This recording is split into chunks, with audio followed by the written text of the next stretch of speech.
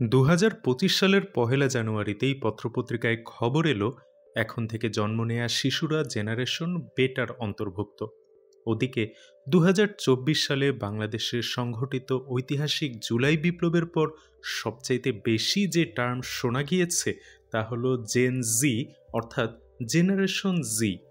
বিভিন্ন ইলেকট্রনিক ডিভাইসের যে নানা জেনারেশন থাকে সেটা তো আমরা সবাই জানি, কিন্তু মানুষের বেলায় এই কথাটা কিভাবে খাটে, তাদের কিভাবে বিভিন্ন জেনারেশনে ভাগ করা হয়, আর বিচিত্র এই নামগুলো এলোই বা কিভাবে। ইতিহাসের গল্পের এই ভিডিওতে আমরা এই বিভিন্ন জেনারেশন নিয়েই জানব। এর শুরুটা 1880-র দশকে জন্মানো লস্ট জেনারেশন বা হারিয়ে যাওয়া প্রজন্ম দিয়ে। এরপর একে একে এসেছে greatest generation, silent generation, baby boomers, generation X, millennials, generation Z এবং জেনারেশন আলফা। আর এই 2025 সাল থেকে শুরু হলো জেনারেশন বিটার যুগ। চলুন তাহলে আর দেরি না করে এদের সবার সম্পর্কেই জেনে নেওয়া যাক। লস্ট জেনারেশন বলতে সাধারণত 1883 থেকে 1900 সালের মধ্যে জন্মগ্রহণকারী মানুষদের বোঝানো হয়। এই প্রজন্ম 1900 বা 1910-এর দশকে প্রাপ্তবয়স্ক হয়েছিল। 1920-এর দশকে প্যারিসে বসবাসকারী আমেরিকান প্রবাসী লেখকদের একটি গোষ্ঠীকে বোঝাতেও শব্দটি ব্যবহৃত হয়। আমেরিকান লেখক ও আর্ট কালেক্টর গার্ট্রুড স্টেইন প্রথম শব্দটি ব্যবহার করেন এবং আর্নেস্ট হেমিংওয়ে একে জনপ্রিয় করেন। তিনি তার 1926 সালের উপন্যাস দ্য সান অলসো রাইজেসের সূচনায় এটি উল্লেখ করেন। You are all a lost generation. এখানে লস্ট শব্দটির মাধ্যমে বোঝায় প্রথম বিশ্বযুদ্ধের পরে অনেকের ভেতরে দেখা যাওয়া বিভ্রান্ত উদ্দেশ্যহীন মন মানসিকতাকে। শিল্প বিপ্লবের পর পশ্চিমা সমাজে জন্মানো এই প্রজন্ম আরও বেশি সুশিক্ষিত, ভোক্তাবাদী এবং গণমাধ্যমমুখী সমাজে বেড়ে ওঠে। তবুও তাদের সমাজ অনেক ক্ষেত্রেই রক্ষণশীল ছিল। প্রথম বিশ্বযুদ্ধ ছিল তাদের জীবনের এক উল্লেখযোগ্য মুহূর্ত। এই প্রজন্মের পুরুষদের ব্যাপকভাবে যুদ্ধে অংশগ্রহণ করতে হয়েছে। লস্ট জেনারেশনের নারীরাও যুদ্ধকালে নানাভাবে অবদান রেখেছেন এবং এরপর রাজনৈতিক ও সামাজিক ক্ষেত্রে আরও স্বাধীনতা অর্জন করেছেন। এই প্রজন্ম স্প্যানিশ ফ্লু মহামারীতে ব্যাপকভাবে ক্ষতিগ্রস্ত হয়েছিল। জীবনের মাঝপথে এসে তারা গ্রেট ডিপ্রেশনের শিকার হয়েছিল। গ্রেটেস্ট জেনারেশন ও সাইলেন্ট জেনারেশনের অনেকেই তাদের সন্তান ছিল। তাদের অনেকেই পরবর্তী বিশ্বযুদ্ধে নিজেদের সন্তানদের পাঠাতে বাধ্য হন। সাধারণত 1901 থেকে 1927 সালের মাঝে জন্মগ্রহণকারী মানুষদের গ্রেটেস্ট জেনারেশনের অংশ হিসেবে বিবেচনা করা হয়। তারা জিআই জেনারেশন বা ওয়ার্ল্ড ওয়ার টু জেনারেশন নামেও পরিচিত। এই প্রজন্ম গ্রেট ডিপ্রেশনের অন্যতম ভুক্তভোগী। তারা দ্বিতীয় বিশ্বযুদ্ধে সামরিক বাহিনীর প্রধান শক্তি হিসেবে অংশগ্রহণ করেছিল। এই প্রজন্মের বেশিরভাগ সদস্য সাইলেন্ট জেনারেশন এবং বেবি বুমার্সের বাবা মা ছিল। দ্য গ্রেটেস্ট জেনারেশন শব্দটি প্রথম 1953 সালে মার্কিন সেনাবাহিনীর জেনারেল জেমস ভ্যান ফ্লিট ব্যবহার করেন। তবে এটি জনপ্রিয় হয় 1998 সালে আমেরিকান সাংবাদিক টম ব্রোকোর লেখা দ্য গ্রেটেস্ট জেনারেশন বইয়ের মাধ্যমে। এই বইয়ে ব্রোকো সেই প্রজন্মের আমেরিকানদের গল্প তুলে ধরেন যারা গ্রেট ডিপ্রেশনের সময় প্রাপ্তবয়স্ক হন এবং পরে দ্বিতীয় বিশ্বযুদ্ধে লড়াই করেন অথবা যুদ্ধের সময় দেশের জন্য বিভিন্নভাবে অবদান রাখেন। তিনি উল্লেখ করেন এই প্রজন্মের মানুষেরা খ্যাতি বা স্বীকৃতির জন্য নয়, বরং সঠিক কাজটি করার জন্য যুদ্ধ করেছিলেন। সাইলেন্ট জেনারেশন বা ট্র্যাডিশনালিস্ট জেনারেশন বলতে সাধারণত 1928 থেকে 1945 সালের মাঝে জন্ম নেয়া মানুষদের বোঝায়। 2019 সালে যুক্তরাষ্ট্রে এই প্রজন্মের সদস্য সংখ্যা ছিল প্রায় 23 মিলিয়ন। টাইম ম্যাগাজিন 1951 সালের 5 নভেম্বর প্রকাশিত একটি প্রতিবেদনে প্রথম সাইলেন্ট জেনারেশন শব্দটি ব্যবহার করে।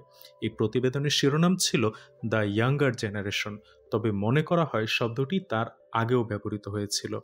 সেই প্রতিবেদনে এই প্রজন্মের জন্মসাল ধরা হয়েছিল 1923 থেকে 1933।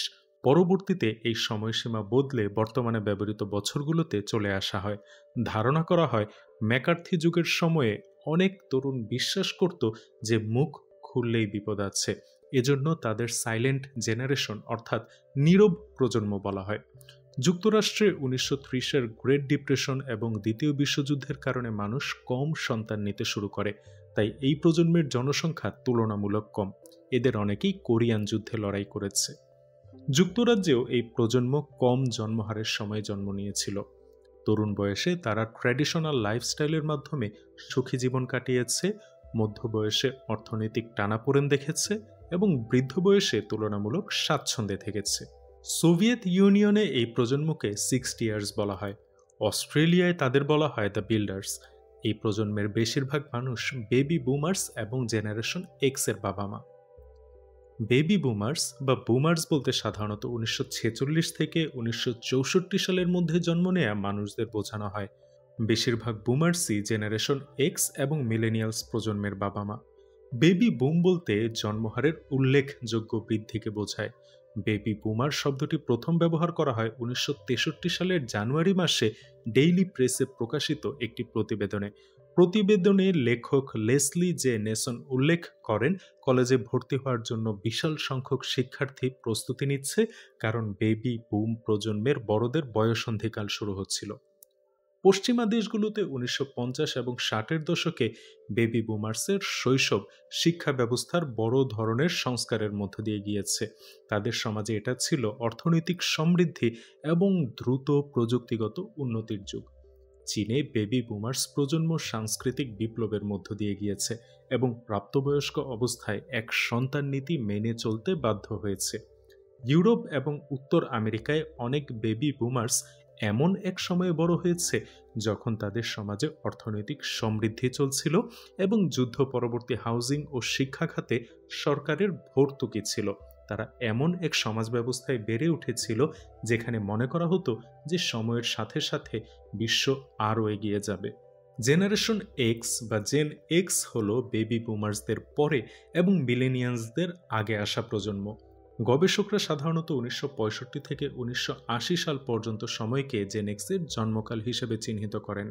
জেনেক্সের বেশিরভাগ সদস্য মিলেনিয়ালস এবং জেনারেশন জি প্রজন্মের বাবা মা। জেনারেশন এক্স শব্দটি বিভিন্ন সময়ে সমাজ থেকে বিচ্ছিন্ন বা সমাজের প্রতি বিমুখ যুব সমাজকে বোঝাতে ব্যবহার করা হয়েছে। 1950-এর দশকের গোড়ার দিকে হাঙ্গেরিয়ান ফটোগ্রাফার রবার্ট ক্যাপা প্রথমবার জেনারেশন এক্স শব্দটি ব্যবহার করেন।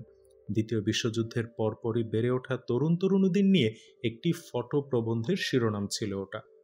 জেন এক্সার্সদের মাঝে মাঝে বলা হতো ল্যাচকি জেনারেশন, কারণ ছোটবেলায় স্কুল থেকে ফিরে তারা নিজেরা চাবি দিয়ে ঘরের দরজা খুলে ঘরে ঢুকত। এই পরিস্থিতি তৈরি হয়েছিল ফ্রি রেঞ্জ প্যারেন্টিং, ডিভোর্স রেটের বৃদ্ধি এবং মায়েদের কর্মক্ষেত্রে যুক্ত হওয়ার ফলে।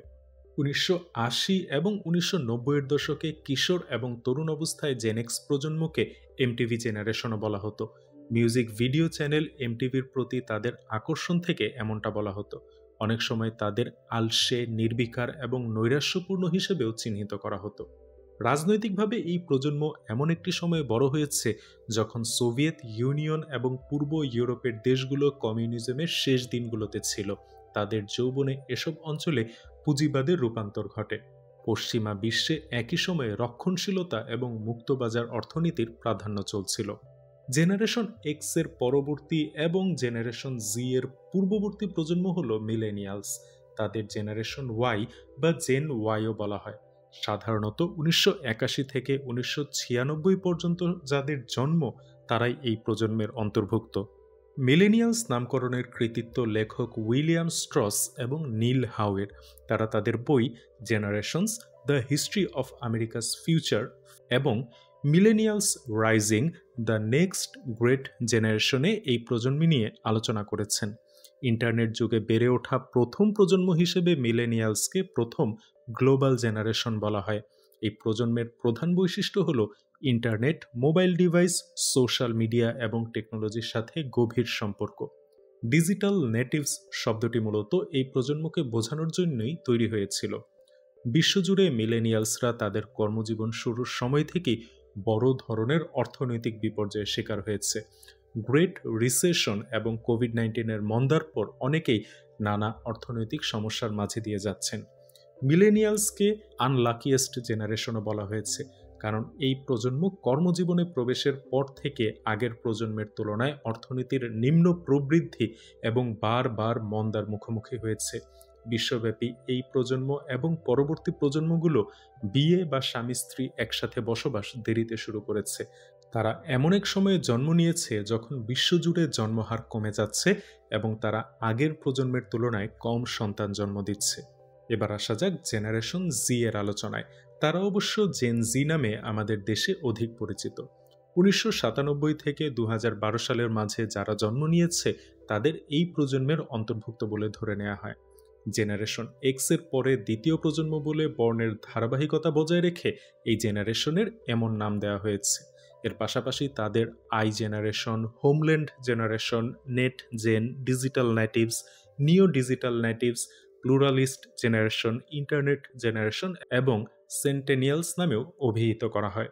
জেনজি হলো প্রথম প্রজন্ম যারা একেবারে ছোটবেলা থেকে ইন্টারনেট এবং পোর্টেবল ডিজিটাল টেকনোলজির সাথে বেড়ে উঠেছে। স্ক্রিন টাইমের নেতিবাচক প্রভাবগুলো এই প্রজন্মের কিশোর কিশোরীদের মাঝে সবচাইতে বেশি দেখা গিয়েছে।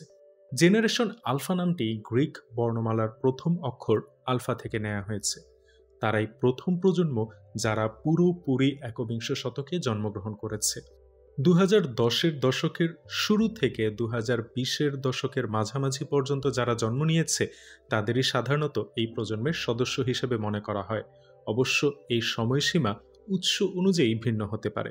এই প্রজন্মের নামটি এসেছে ২০০৮ সালের এক সার্ভে থেকে, যা পরিচালনা করেছিল অস্ট্রেলিয়ান পরামর্শক সংস্থা ম্যাকক্রিন্ডল রিসার্চ।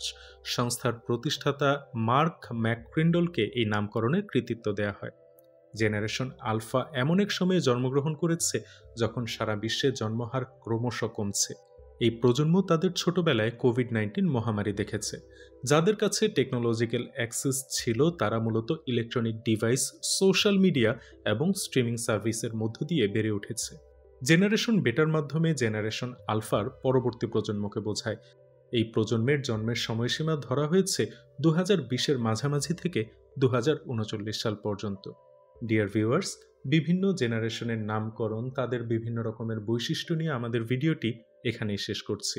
নিত্য নতুন ভিডিও নিয়ে আমরা আসছি শীঘ্রই, তাই লাইক, শেয়ার, কমেন্ট এবং সাবস্ক্রাইব করে ইতিহাসের গল্পের সাথেই থাকুন এবং আমাদের গল্পগুলো ছড়িয়ে দিন চারদিকে। ভালো থাকবেন সবাই, ধন্যবাদ।